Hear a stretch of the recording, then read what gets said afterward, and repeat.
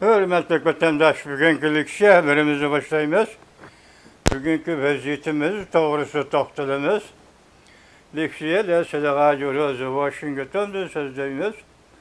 Bugünkü sağı 2026 yıl 8. ayının 19. günü heptige çarşamba.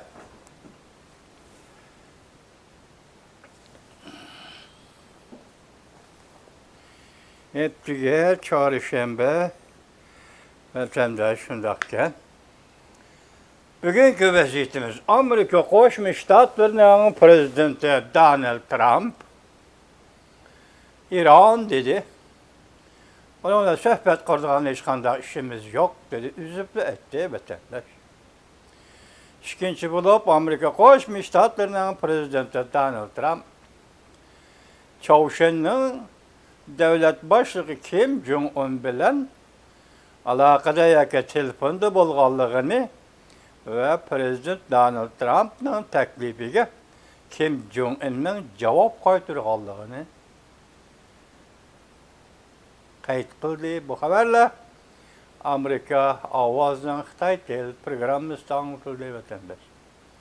Keyin torbetlerindeki baş torbetlerinin fikir qilishçe Amerika Qo'shma Shtatları Prezidenti Donald Trump bu yıl 11. ayda açıldığı Asya Hindi Okyan İqtisadi Hamkorlik yig'inida Çavuşen'nin devlet başlığı Kim Jong-un bilen görüşüşü mümkün degan haberler keldi vatandaş. Endi bu to'g'rida necha zamondan beri Çavuşen yoki Amerika Çavuşen yoki Kim Jong-un bilen Prezident Donald Trump o'tirsida bundoq suhbat tayyorlik qilish va bundoq so'zlashishlarning bo'ladiganligi to'g'risida hech qanday bir shaba ko'rmagan emas vatandaş. Şahsen ben ko'rmagan edim. Bu tuyuqsiz keldi. Hozir meni tasavvurimda hozir bo'lgan reallik nima deseniz 2025 yılı 1. ayının 20. günü Prezident Donald Trump Aksaray'a kirdi. Şundan keyin Greenland meselesi, Aral, Daniyanın qo'lidagi Aral, Panama meselesi tugagandan keyin bir taraf qilinib bo'lgandan keyin Venezuela meselesi, Venezuela'nın devlet başlığını qo'lga olib Amerikaga olib kelgandan keyin bundan keyin O'rta Sharqda İsrail bilan Hamas meselesi İsrail'e münasebeti bir taraf bo'lay demayla. Bu yıl 2. ayının 28. günüden başlap İsrail ile Amerika Qo'shma Shtatları bu devletlerin İran'a hücum qilishi ve şu günden başlap bugünkü İran'gacha. Endi İran yuqorqidek suhbat qilmamdi bu yo'lni üzüp tashlab etib tuyuqsizlar Asya yani Şarkı Şimali Asya'daki Çavuşen meselesi Kim Jong-un meselesi ve ulan yaki şu Çavuşen bilen Kim Jong-un bilen söhbet kuruş meselesi görüşüş meselesi o'ttirg'i çıktı vatandaş. Bu iş emdet Cumhur Kompartiyasının Cumhur Halk Cumhuriyeti'nin bosu kelip to'xtadi degan gap vatandaş. O'tgan yil bir yil ichidagi Cumhur Amerika munosabatidagi har qatimliq suhbatlarni, masalan 5. ayının 12. günüdeki Cenva sohbati, 6. ayının 9. günüdeki London sohbati, 7. ayının 28. günüdeki Stockholm sohbati ve ahire 9. ayının 14. günüdeki İspanya Madrid sohbeti, Cumhur Amerika sohbeti 2025 yıl ve en ahırda 2025 yıl 10. ayının 25. günü Kuala Lumpur sohbeti. Bu sohbet jarayonida hatta Prezident Donald Trump'ның Malayziyani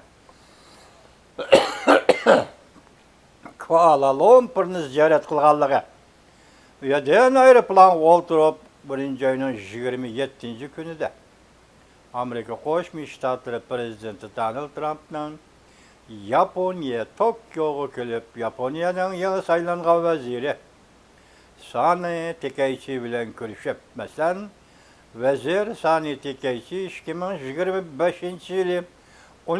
ayının 21. günü Yaponiyada saylandan o'tdi. 10. ayının 28.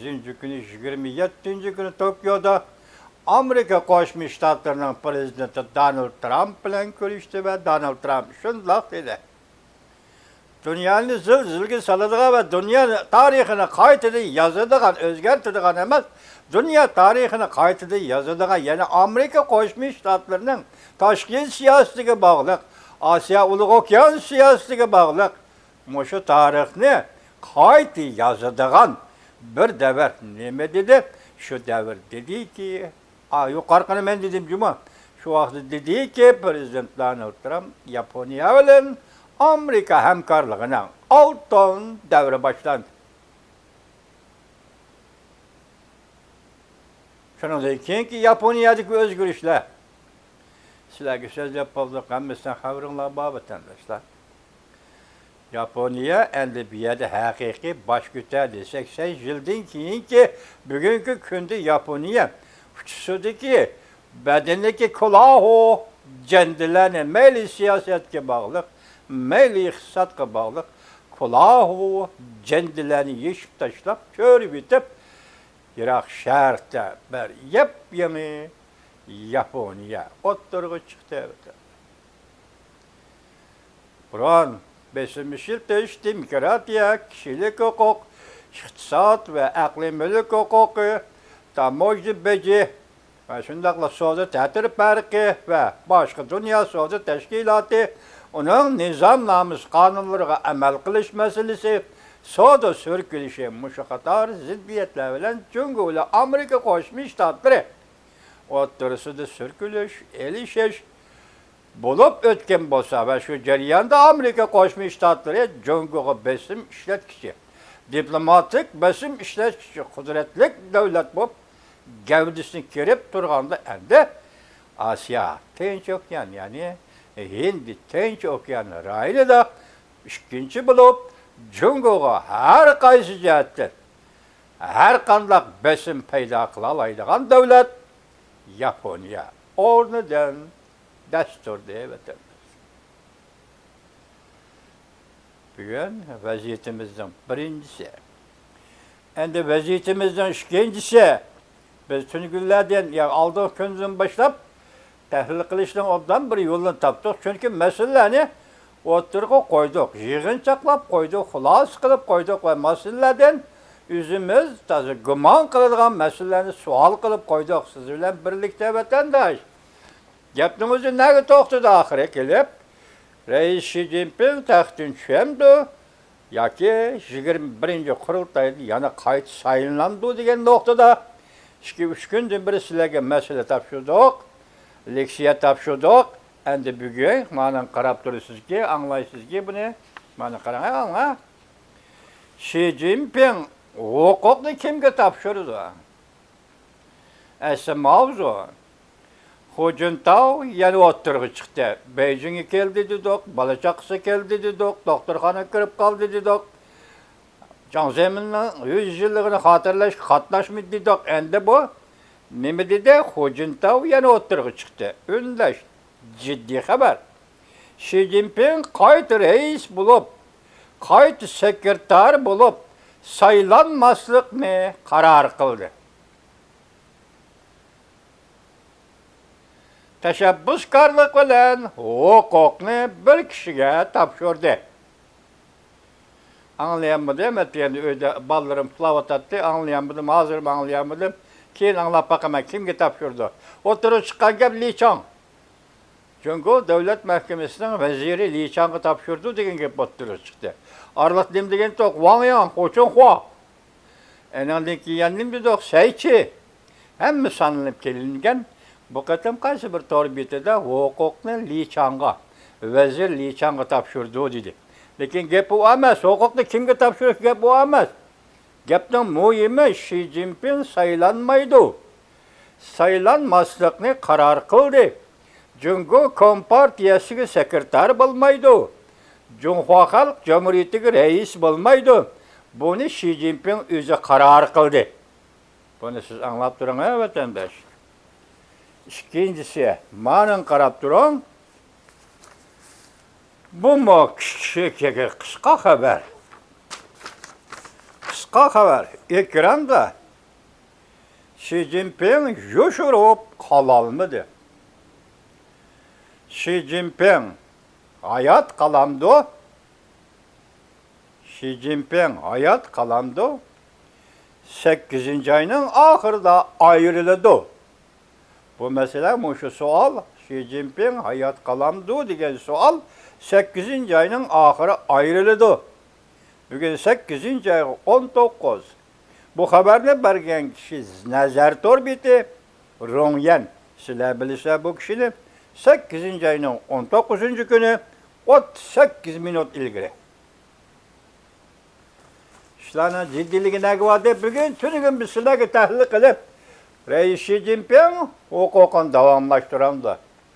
21. kurultayda yani hukukunu saklap kalamdı. Veya ki Reis Xi Jinping pensiyaga chiqqanda istifa beremdi yoki hukukunu başkalarına tapşıramdı deb sual koygan edik. Tünügün sizge vatandaş. Bugün keldi ki endi Chimpokun yukarı haberini bergen kişi Xi Jinping hukuk tapşırdı. Kimge? Köpçük namalum. Hukuk tapşırışını karar kıldı. Bunun sebebi doğrusu gepni anlayamadım, ben hazır anlayayım. Tapşırdı. Kıskısa hukuk tapşırdı. Endi Rongyen dedi. 8. ayının 30. günü o aman kalamdı. Yoki o selamet kalamdı, hayat kalamdı.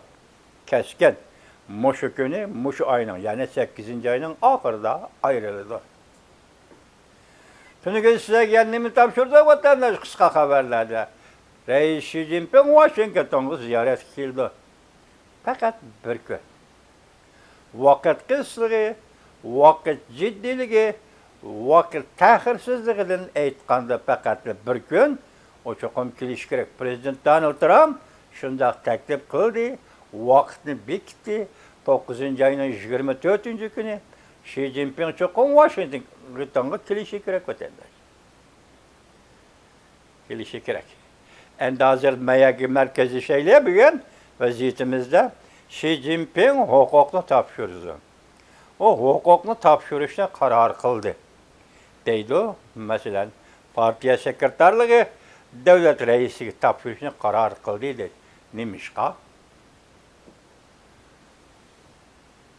Şungucu hukukunu tapşırmaydı Xi Jinping dep sözlep geldik. Nimişka tuyuksuz hukukunu tapşırdığan buldu vatandaş. Hukukunu tapşırdığan buldu vatandaş. Bunun için tarihten misal edip bir iki cümle sözleyip vatandaş.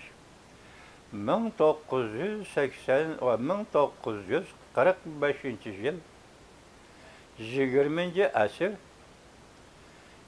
8. ayının 14. günü Moskova'da Rus-Xitay şartnamesi imzalaydıgan gün. Yoki Moskova'da Rus-Xitay şartnamesiga imza koyduğan gün.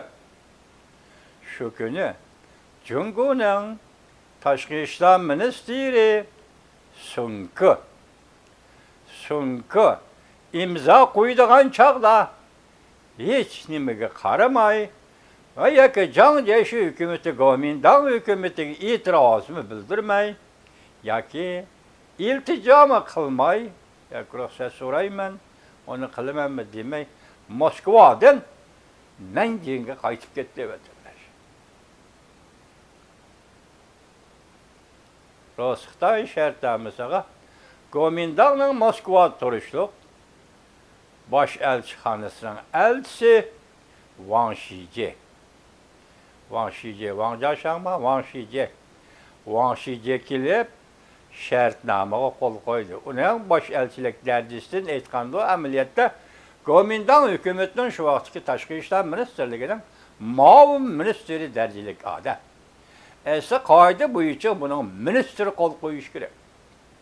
Çünkü Cungo bilen Rusya o'rtasida tuzilayotgan shartnomaga albatta ministr qo'l qo'yish kerak. Biroq shu vaqtga qaysi Sunkomi so'ng'izmi mush ikki ministrning birisi qo'l qo'yishdan bosh tortib Nanjingga ketdi, qochib ketdi desingizmi bo'ldi vatanda. Sababi nima? Mongoliyani, tashqi Mongoliyani saqlab qola olmadi. Mush shartnoma orqali tashqi Mongoliya Jungoning qo'lidan chiqib ketdi. Shunlashqa bu shartnoma Jungolikning nazarida tengsiz shartnoma. Shunlashqa bu shartnoma Jungolikqa tengilgan shartnoma.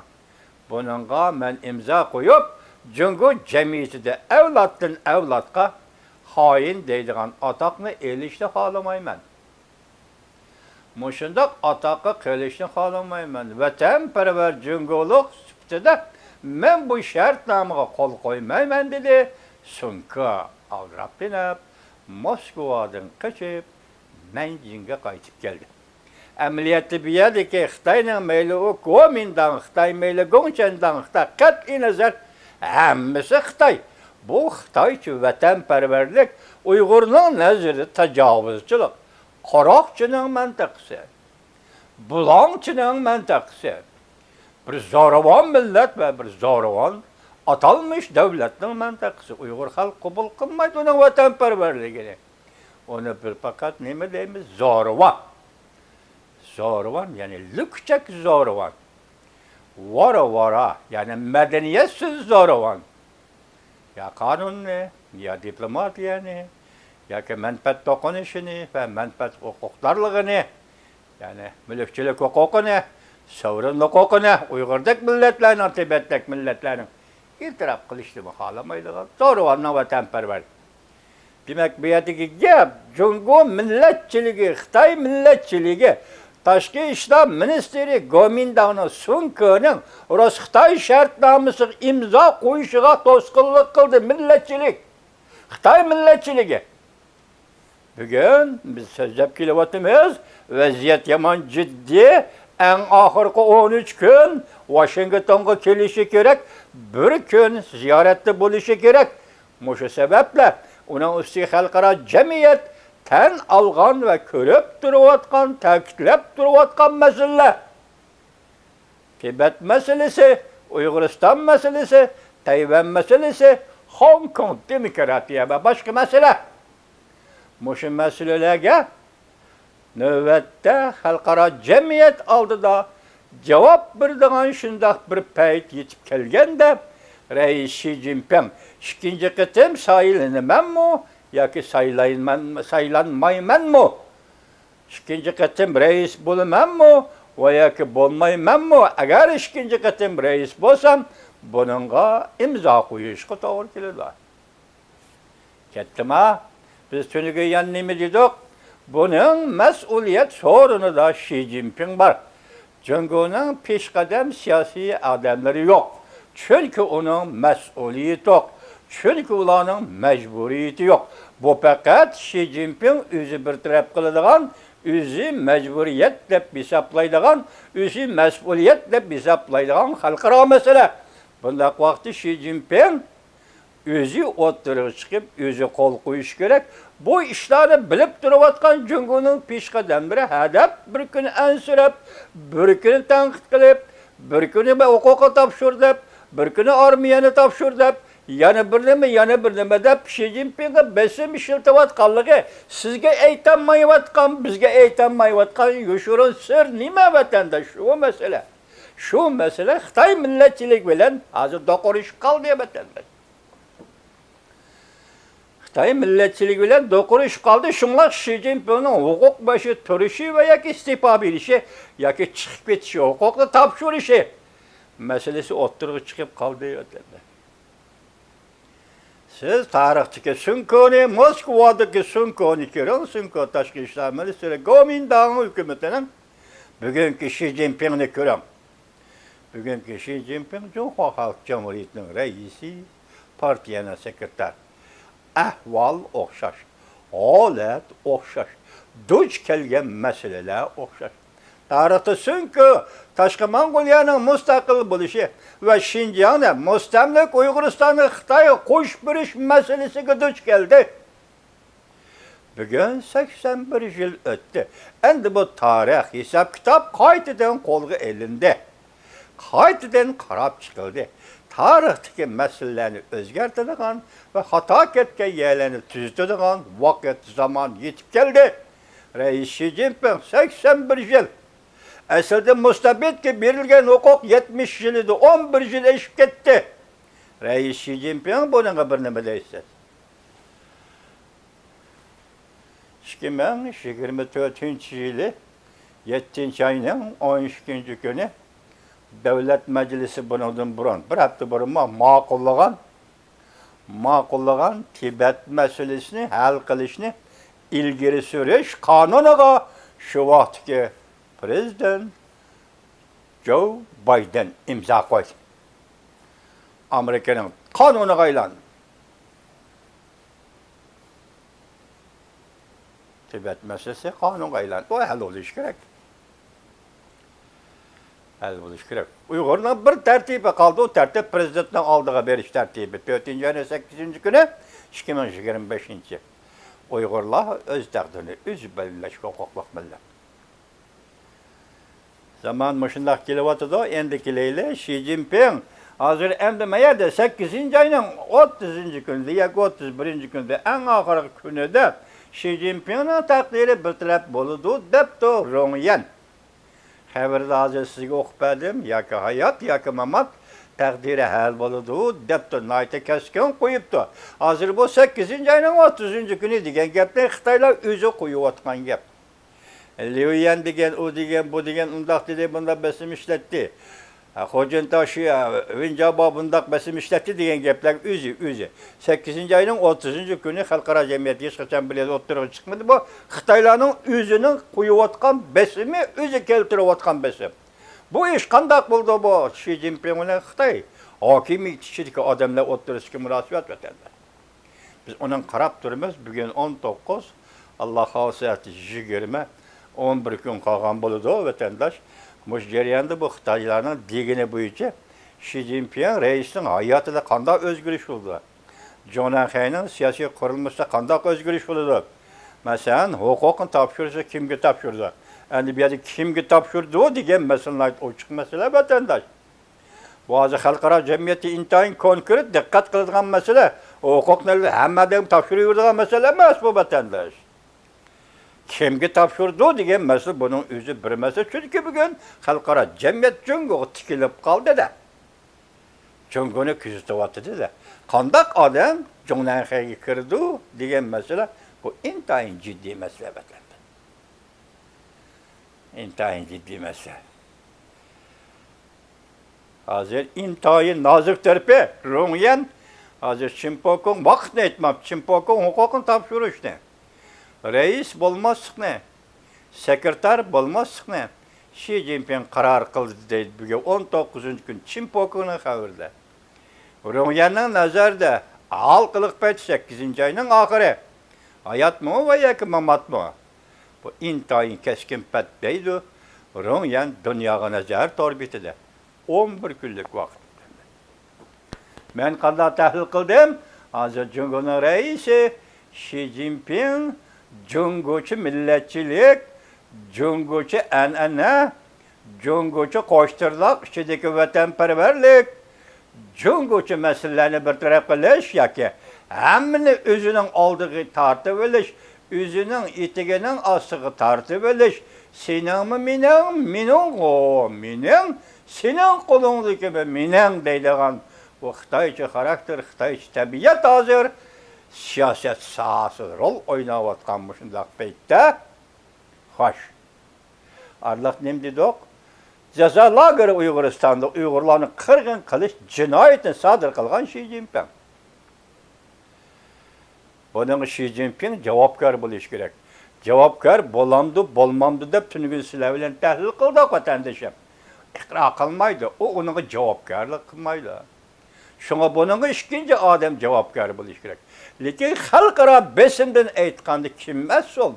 Kim majburiyatni o'taydi?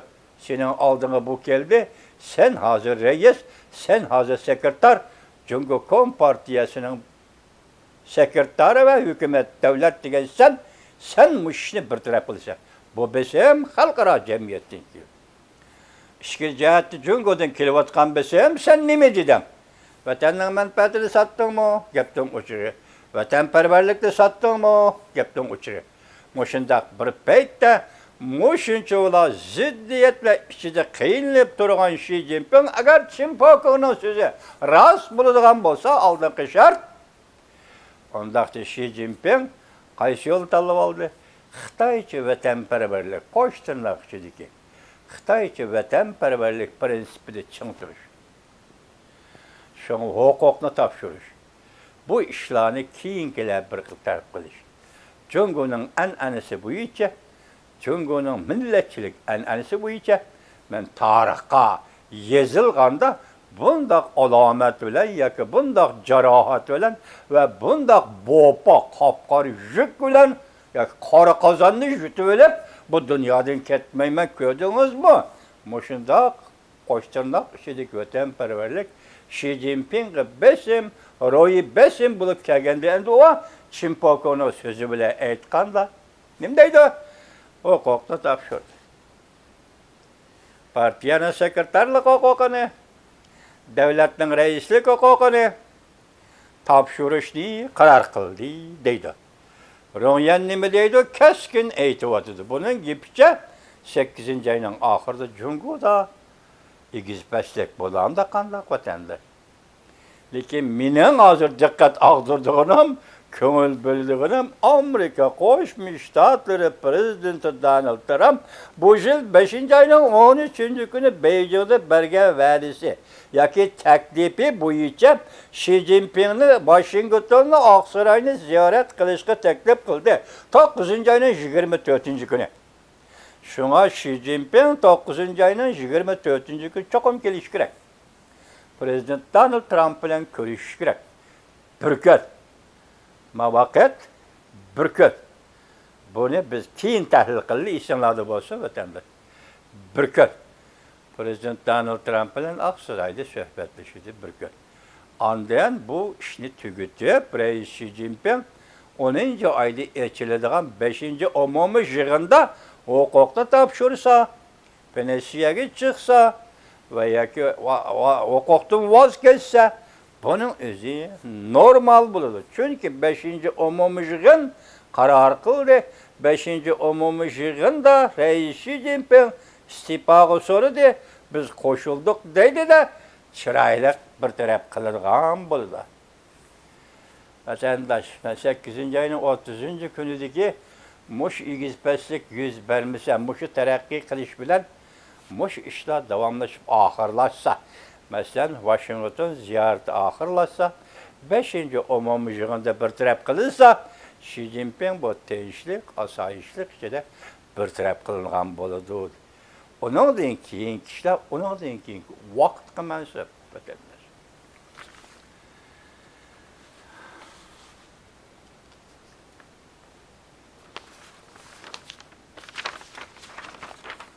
Endiki yazımın haberimiz da anlaysınız vatandaş.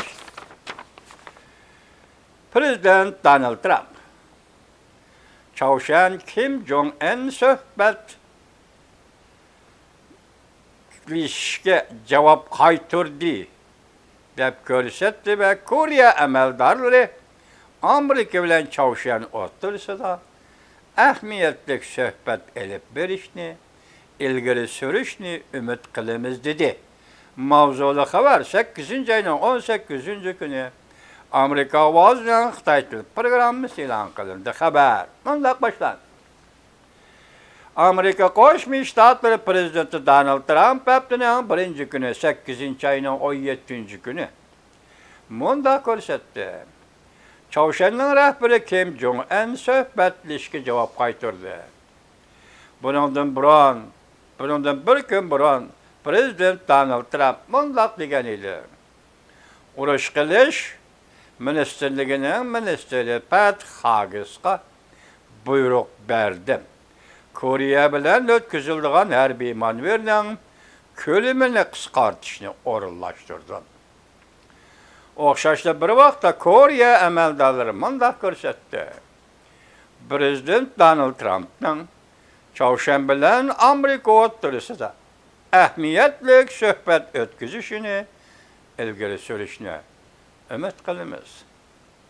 Prezident Donald Trump düşenbü günü Aksaray yumulaq üstəli qoyulğan şanısıda söhbət bayan qılıb muhbir Çavuşen'nin rəhberi Kim Jong-un söhbətleşiş doğrusudaki təklifingizge cevap qaytırmıdığı dep sual koyganda Prezident Donald Trump Kim Jong-un'ın cevap qaytırmağanlığını sen nereden bilirse dedi muhbirga qaytırıp sual koydu.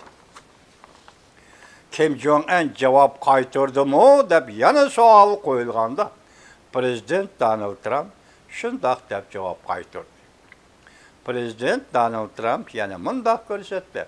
Bu qatam fikir almashtırış bek aktif oldu dedi. Lekin tafsilatı doğrusida to'xtalmadi.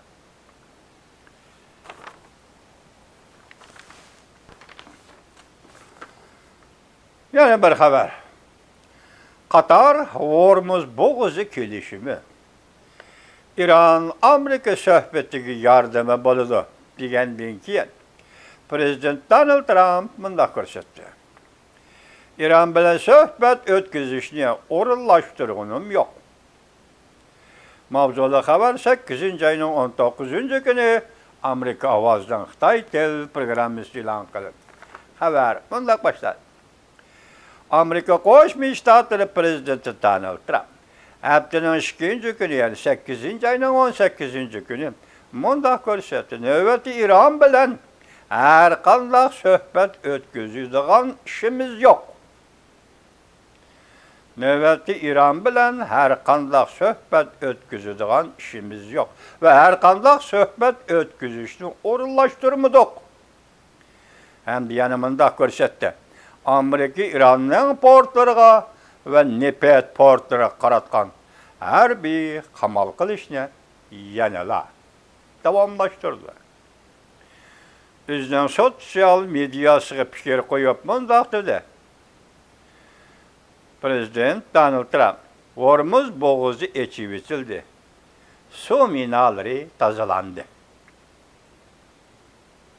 Andamayada bir qisqa xabar vardı. Boshqa so'zga leksiyalarimizga muvaffaq ma'noda diqqat qiling. Mushu to'g'rida to'xtalmabdiq-jumi.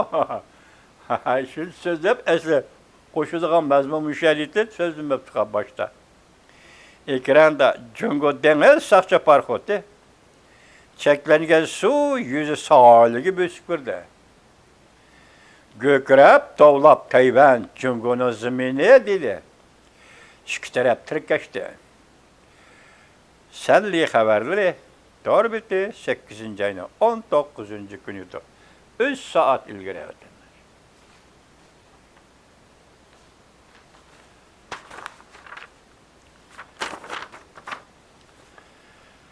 Yana bir xabar. Prezident Vladimir Putin pul bulaşqı başladı. Rossiyada qısqıstançılıqda bankadan pul elish başlandı. Prezident Vladimir Putin xususiy mülkni bulab ketdi deb qo'rqishga başladı. Xususiy savdogarlar. Bevosita axborot 8 ayning 19 kuni yutdi. Yani bir xabar, Krimiya qamal qilindi. Quruqliq yo'li portlatildi. Qaradengiz qamal qilindi. Krimiya yetim orolga aylanib qoldi. Ukraina quruqliq dengiz ta'minlash yo'llarini butunlay uzib tashildi. Ko'chi ko'rikining eng oxirgi hayotlik yo'li Katan yo'llarla eshib qoldi. Urush iznavları torbiti 8 ayının 19 günü yutdu. Bu xabar sal kechikkan xabar ekan, men bugun xabar qildim vatandosh, anlab qo'yaman. Yana bir xabar, Xi Jinping oila jamiyati ishga qo'lliq tayyorlik qildi. Başka devletke kaçış yaka davamlıq müstabitizmlik siyaset bilen şoğullanır. Yukarı təhlil qıldık o, endi ma bir abzas ne? Aşınan koşan vatandaş, anlap koyun ha? Xi Jinping aile cemaati işki qolluk tayyorlik qildi. Başka devletke kaçış yaka davamlıq müstabitizmlik bilen şoğullanır. Xoyren torbiti. Xoyren torbiti 8. ayının 18. günü yuttu. Can Cavcan, ma xabarda qatılınında. Tıyıqsız yetip kelgen xabar. 11 tane köreşçi, 20 belgilik ayrıpılan Şinjan'da, yani müstemlik Uyguristan'da peyda oldu. Bir vasıta yeni Dehlini nişanı aldı. Hindistan'ın yeni Dehli şehrini nişanı aldı. Hindistan'ın hava armiyasını bütünle yok düşkün, 12 tane köreşçi, 20 belgilik ayrıpılan basılı yitbaşıda. Vaziyet burcuki torbiti 8. ayının 13. günü yuttu. 20 jet Xitaycha köreşçi ayrıpılandaydı bu. Ürümçi'ye Şinjan'a beripti. Hazır Şinjan'da bivas Hindistan'ın yeni Dehli'ge nişan aptı. Muşras haber mi vatandaş? Hazır Hindistan bilen Cungo oturuşta talaşlatış yok o. Boğazımı toxtab kaldık hazır. Muşundaq paytda Cungo hükümeti bu ayrıpılanı Şinjan'a müstemlik Uyguristan'ı nemiş qavatdi. Məqsəd başqa yerdə. Məqsəd başqa yerdə bir Hindistan'ı qarşı etvatdı. Məsələ bu tertip dikilenmeydi bu iş. Hazır vaziyetke maslaşmaylar. Çünkü Cungo Hindistan oturuşu da 20 köreşçi ayrıpılanı Şinjan'a müstemlik Uyguristan'ı ivetip Hindistan'a takabıl duruş deydi ama vaziyet mümkünlük yok vatandaş. Məqsəd başqa yerdə. Xi Jinping'in Amerika'nı ziyaret kılışı fakat bir gün birer çatak çıkmasın deyip korkamdı Xi Jinping. Ümit Sadası 8. ayının 18. günü yuttu. Kaçış, kaçkandı mı güzel kaçış planı. Aşkarı oldu. Hayat yakın Mehmet 15 minut. Kaçkanda udol Amerika'nın elçixanasıga kaçıdı. Bronvik maşinalar bu pakatlı göz buyamçılık. Prezidentler için de hakiki kaçış yoludur. Tayvan akbaratı 8. ayının 18. günü yuttu. Bu Xitay Komünist Press akbaratçı degen o. Hazır bu tuyuqsızı Tayvan'ın prezidentler için de kaçıdı o depti. Ondaqda Cungo'nun Tayvan'ı qaratqan bir hareketi var ama bu bir ayrım mavzuken hazır təhlil qılmaydı ikimiz ötəndəşin müşahitlik dostuz değil mi? Yani bir haber ekranda yıkılğa gaz krizisi. Koçalağı yağmurda kriz. Rusya'da arqsab qalaymakallaştı. Rusya'da yıkılğa energiya krizisi partlap çıktı. Moskova'da 3 rət durub may qaçılaş başlandı. Dexallağı dizel yeterlik emez. Uruş katanı torbiti 8. ayının 18. günü yuttu. Yani bir haber, ciddi haber. Virus vakasıda halkılık kişi ahire cinayeti itiraf kıldı. Beijing'e avarçılık emdi yetip geldi. Cungo virüs apti bilen Cungo'da ölgen adamın sani 50 milyon. Ümit Sadası TV 8. ayının 19. günü. Yani bir haber halklık beytle torbiti. Mundaq dedi. Xi Jinping dergazepki geldi. Almıştı. Ya Xi Jinping dergazepki geldi geçirenler. Almış şirkete, Google şirkete Cungo'dan çekinip çıktı. Vietnam, Beijing bilen ada juda oldu. Huawei şirketini kamal kıldı. Vietnam, Huawei şirketini kamal kıldı. Ese mavzu, Prezident Donald Trump kat'i niyet geldi. Google almış şirketleri Cungo'dan çekinip çıktı. Dönsen maliye haberleri 8. ayının 18. günü yurtta. Ekranda Xi Jinping yoşurun kalanmadı. Xi Jinping hayat, mamat 8. ayının ahiri ayrılıdı. Nazar Ronyan 8. ayının 19. günü yurtta. Bugünkü leksiyalarımız, tahlilimiz ve yazma haberlerimiz şununla ahırlaştı vatandaş. Xi Jinping için çıkış yolu nerede? Bir ağız gap. Çıkış yolu nerede? Selamet olanlar vatandaşları.